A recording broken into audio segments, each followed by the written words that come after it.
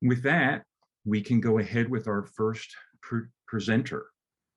Our first presenter is Courtney Boucher, and she represents the kinesiology graduate program from the College of Education and Human Development.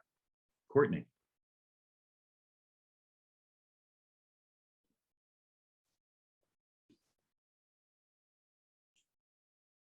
Only 3 people are paid more annually than President Joan Gable here at the University of Minnesota, all 3 of which work in the athletics department. One of whom is on your screen. That's Mark Coyle, but more about him in a bit. See, this is common at large institutions where college athletics are king, because holding a position within a major NCAA Division I athletics department comes with access to power, influence, and a lot of money. But what happens when one of these well-paid coaches leaves their job, voluntarily or sometimes, as you all know, involuntarily?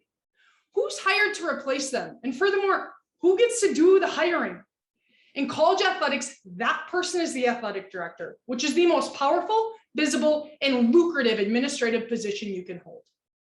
In my research, I tracked 130 of these athletic directors and then assigned them a grade based on their hiring practices for their women's sports teams over the last 7 years. Now, if I used a traditional grading scale, 99 of those 130 athletic directors I tracked would receive a failing grade, a literal F. So I had to modify it a little bit. All an athletic director would have to do to receive an A grade is to hire women head coaches for their women's sports teams just 70% of the time, which is pretty generous given that we hire men to coach our men's teams essentially 100% of the time. So, for example, the University of Minnesota's very own athletic director, Mark Coyle, who's on your screen. Over the last 7 years, Mark Coyle has had the opportunity to make 7 head coach hires for his women's teams. And ultimately, he's hired 6 women, earning himself an A grade.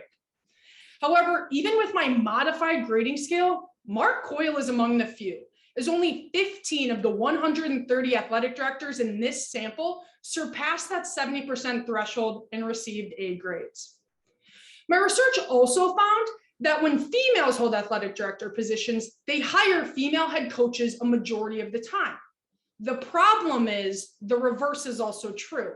Male athletic directors hire male head coaches a majority of the time. And in 2020, at the 130 most prominent NCAA Division I athletics departments, only 14 had female athletic directors. Men are getting to do all the hiring, and they're choosing to hire other men. And that's a problem because the research tells us that our female student athletes both want and need strong same-sex role models. And yeah, it's cliche, but it's also true.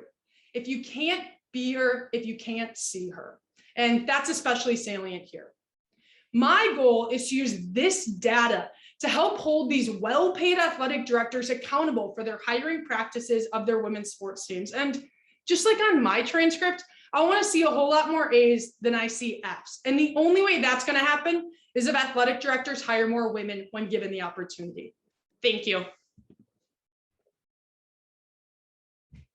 Thank you, Courtney.